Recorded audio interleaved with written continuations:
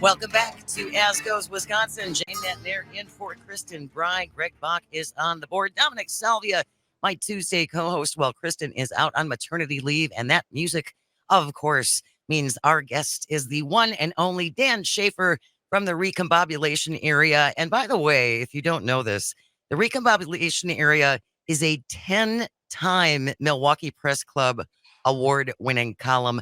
That's no small thing. Dan Shafer. Hey, Well, Dan. thank you for mentioning that. Yes, we have won. Our scrappy little independent publication has indeed won 10 Milwaukee Press Club awards. So thank you for pointing that out. So now many people are saying this. Yeah. Many people are. See, Yes. I just walk around and be like, you guys know how handsome Dan Shafer is? That's all I do. I mean, sorry, I'll mention the paper more. Sorry. Well, speaking of your award-winning articles, your recent one is really, really excellent. I know you want a Brewers, AmFam Field deal to be done, but as you say in this recent column, this deal ain't it. This deal is not a home run. I think we have time to get it done right, and I think the priority for state lawmakers right now should be to get this deal done right and not just rush it around the bases and head home for the rest of the session here. I'm going to force so many baseball puns on you today. Greg's loving them. I can see on the video stream. Dan, I'm here for it.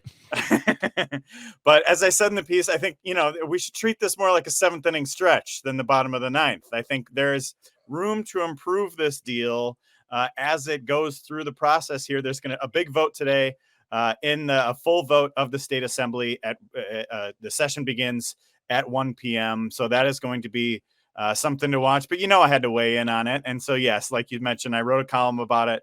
I think the deal as currently constructed is not one that we should support, but I think but I'm not an ideologue on this. I'm not completely opposed to any stadium funding in any capacity. And I think, if we look at the recent example of the deal to fund Fiserv Forum and create the Deer District and foster all kinds of development downtown, I think we should be using that as a successful model for how to construct this Brewers deal. And frankly, the Brewers deal is just much, much worse than the one to fund the Bucks.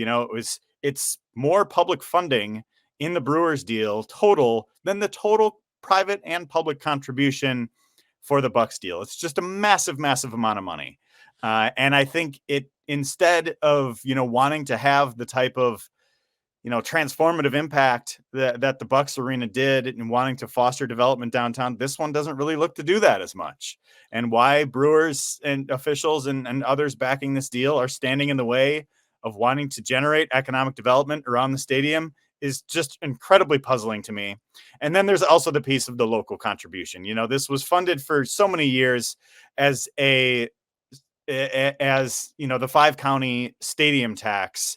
And now wealthier counties surrounding Milwaukee County, Waukesha, Ozaukee, Washington, and Racine, they don't have to pay anything anymore in this deal. So I think that should change too. I think there are places to improve this deal, but we are for some reason rushing this to the finish line, even though there are 7 more years on the lease. It doesn't make a lot of sense to me. Well, Dan, it seems like the Milwaukee Brewers themselves kind of strike out on this deal. They're only putting in $100 million, and the Bucks ownership group put in almost 2.5, 3 times that amount. Yeah, I would say, swing and a miss here from the Brewers ownership. I changed my mind. I'm over this. I'm so over this. We got a half hour yet, Greg. You better hang in there. Dan, what is the rush though? Like you said, we've got the current deal lasts for another 7 years. So they can prove they can actually do something? What's the rush? I think there are some requirements within the way the stadium district is constructed. But, as I reported in my column today, there is a piece of the balance sheet within the stadium district that is really not being discussed. They have tens of $1 millions in treasury bonds that could provide a short-term fix to address some of the maintenance and upgrades that they need.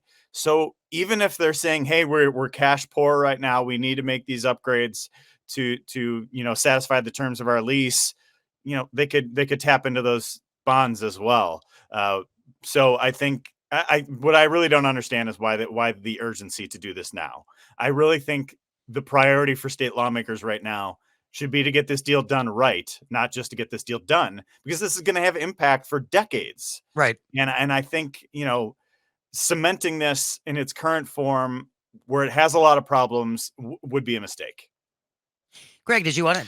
So I asked, I can't remember if it was J.R. Radcliffe or Paul Noonan. Paul Noonan this, but and this is I understand if there's not a clear answer on this, but I feel like could it possibly be that one of the reasons why this is such a stuck in the mud situation is because the Brewers aren't really like, I feel like when the Bucks came to us with the idea of revamping the Deer District, of giving us this whole new arena, this and better looking downtown area, it also came with this thing of like, we want to play to win. We want a championship. We want to get a good team. We want to get great players, and we want to make this a championship town. And there was excitement and electricity on that.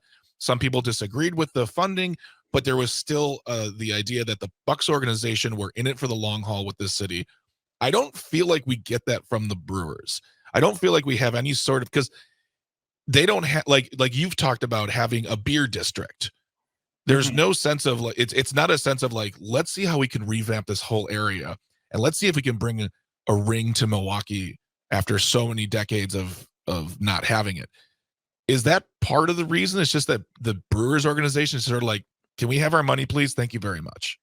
Yeah, I think the Bucks approached this in such a better way than the Brewers have gone about it. And I think the Brewers have just not had the eye on the transformative impact of this investment. Like, if you're going to spend hundreds of $1 million on something, you should generate some economic development, some change in the immediate footprint of that. And I think, I think it was Rick Schlesinger from the Brewers went on local TV and said they really want to preserve tailgate culture. And I think you can preserve tailgate culture by using, I don't know, 10,000 of the 12,000 parking spots that they have around American Family Field, and still, actually generate some economic development for the reason. Like, if the logic of spending this type of money is to generate economic development, why are they standing in the way of that in their immediate footprint? It makes absolutely no sense. Our guest is Dan Shafer from the Recombobulation area. His latest article is talking about the proposed deal to keep the Brewers in Milwaukee. And you're kind of saying, Dan, the deal is okay, but it's close, but no cigar. Not yet. And you were just mentioning the parking spaces outside AmFam Field. They have more parking there than they do at Disney World. Right. Just wrap Yes. your brain around that. That's astonishing to me. And then their refusal, as you said, to even consider developing that into something that will also generate revenue. That makes no sense. Yeah, and they added something to kind of placate some of those concerns in the latest round of amendments. They added kind of what the city is referring to as a pathway to development, where they're creating a kind of a working group to study what development would look like. That's as far as they've gone on this. They've been very resistant to opening this up. You see in ballparks all over the country, there's a deal, in Las Vegas and Tampa Bay and Kansas City, and they're all talking about creating more around their stadium, so it is a destination 365 days a year instead of just the 80 some home games that you might have during the baseball season. So I think that is a big piece of it here too. And I think, I quoted a Democratic Assembly representative in my piece, Evan Goyke, who's an influential member of the caucus, longtime member of the Joint Finance Committee. He wrote in his newsletter to constituents over the weekend that he wanted to get to a yes, but he's a no on this deal. He backed the Fiserv Forum deal. He was one of the, that is a deal that required Democratic votes in order for it to pass, because not every Republican was on board with that deal. And I think much the same dynamics are going to be here as well. Now, I do expect that this deal will pass today in the state assembly, but I think Evan Goyke is right to say that, this deal isn't one. I think he quoted it as saying, approach this issue with the hopes of supporting it, but I cannot support it.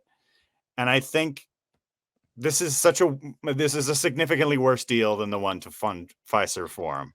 And I think the fact that we are not learning from that successful example in recent history is really a frustrating aspect of this. Well, it sort of, I guess, goes back to what I was just saying, is like, it kind of, I mean, I don't know, as a Brewers fan, as the team, especially this season, there's a lack of vision for the team itself. It seems like there's a lack of vision for the organization too, when there is just, I mean, these are business people.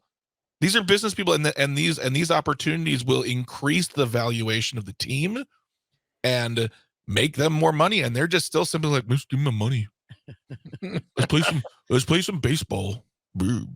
844-967-2789. If you want to check in, you can call, you can text at 844-96-PARTY. John from the Fall says, we've heard over and over the Brewers don't own the stadium they play in. It's owned by the taxpayers. Did anybody ever bother to ask why we don't just raise their rent to pay for the upgrades that they want? That's what landlords do when their tenants want improvements. They'll probably threaten to leave then.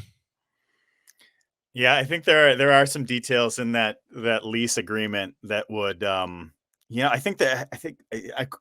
might be a little bit off in the exact numbers here, but I think there's a requirement that says that they have to stay in like the top 50% of ballparks in the country for this. So they need to have, and that was in the original legislation. So like, there's some very complicated pieces of this deal, but it is really important to note that the state owns the ballpark, and by doing nothing, I think, I was critical of the people who have said we shouldn't do anything for this deal as well, because doing nothing is not a good option either. We don't want the Brewers to leave. We don't want, American Family Field to sit there empty without its primary tenant. We don't want, you can question the degree to which there is economic development generated by these stadium deals, but we don't want any of that to leave. So I think you need to find a way to get to a workable deal here, and you have so many people in favor of it. Why not work to improve it instead of just taking your ball and going home, I guess. Well, right? Dan, I would mention the Pontiac Silverdome, where the Detroit Lions used to play, is now an Amazon site. So there are other uses and things that can be done. Your piece, you break down some of the funding: $411 million in state funding, $135 million in local funding, split between the city and Milwaukee County, and $100 million from the Milwaukee Brewers. Throw in maybe a few more dollars from the Brewers, and maybe some development piece. What do you see as the formula to get you, Dan Shafer, to a yes? Yeah, I think it's the Deer District development, or Beer District development is one thing, and I think adding a ticket surcharge would that ease the burden on local taxpayers and shift it to the people who actually use the stadium. That is a key piece of the Fiserv Forum deal. I think it's a no-brainer to include it here as well. I think they've talked about adding that on the state Senate side. We'll see if that actually comes to fruition, though, because they talked about that in amendments at the Assembly too. Well, no matter what happens, it's still got to get signed by Governor Tony Evers. Any sense on where he's at on the current incarnation of this deal? Yeah, he has signaled that he's going to support it. He said, I think the Wisconsin State Journal quoted him a couple of weeks ago that said, anything that comes across my desk, I'm likely to support. So that typical veto threat that we see from the governor as things get negotiated in the legislature, not exactly here this time around.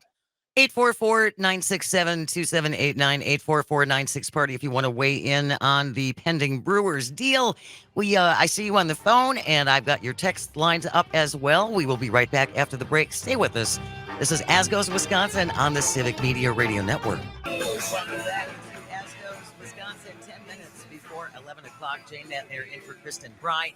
Greg Bach is on the board, my Tuesday co-host from Devil's Advocates, Dominic Salvia.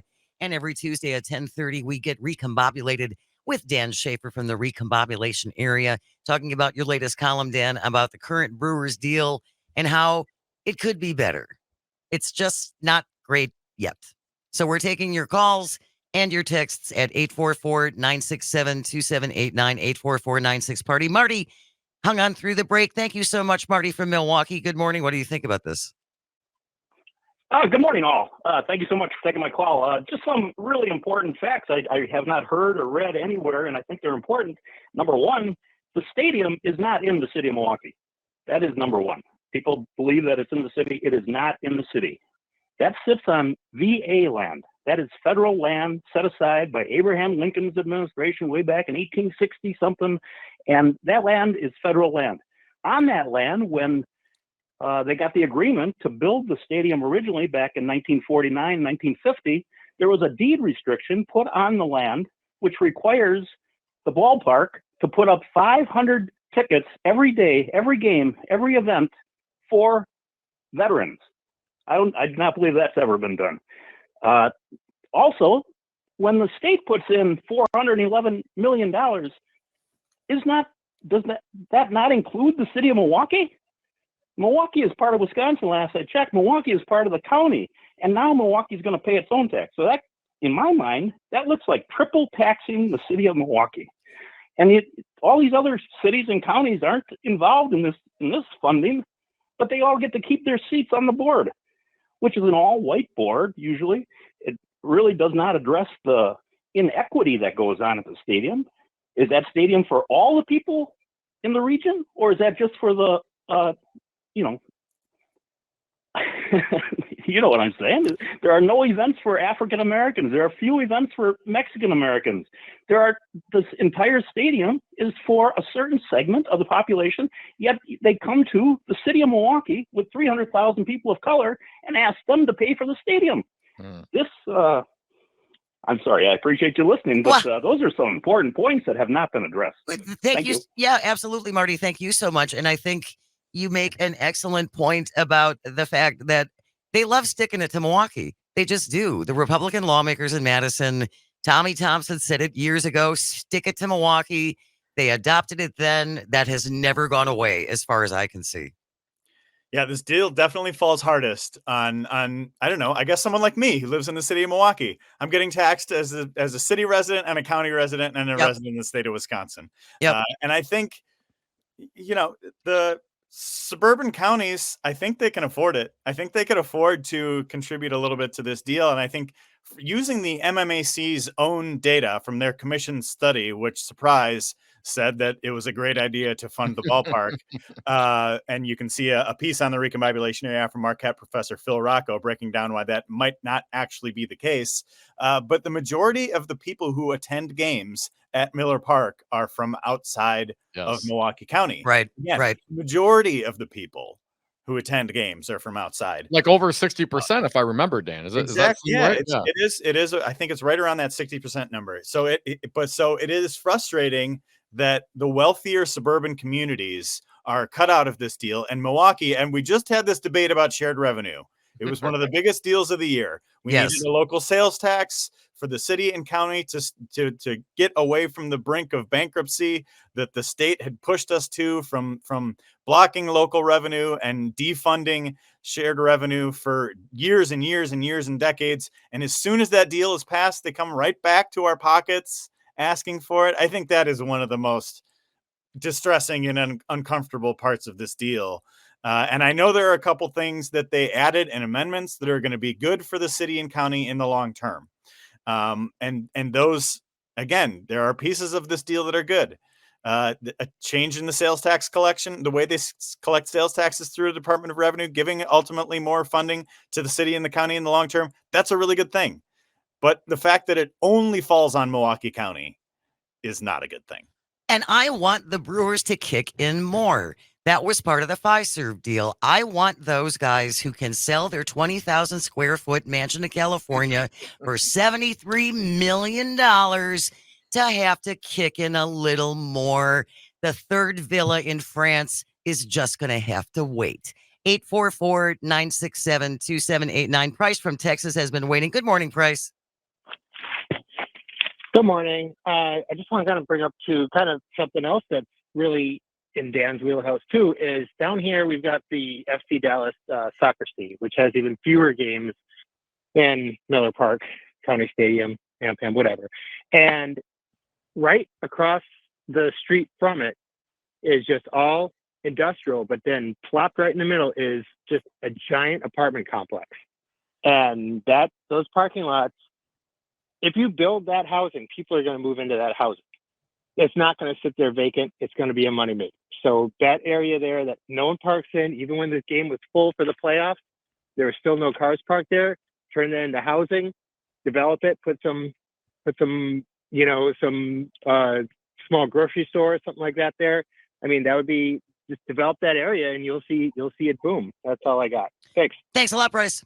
You can always check in at 844-967-2789, 844-96-PARTY. You can call and or text. State funding of AmFam Field should be tied to home runs. For every home run by the Brewers, the state tosses in $1,000. Come on, performance-based, right? Yeah. Performance-based payment. It's more creative than the approach they're bringing to this. I mean, come on, you got to have some creativity in these deals. And Jane, I was making a bet here on when you would bring up that California mansion. Right. I had it in our first segment, so you beat the over/under there for me. Yeah. It makes me crazy, Dan. And you're the one who wrote the article that brought that to my attention. That drives me cuckoo.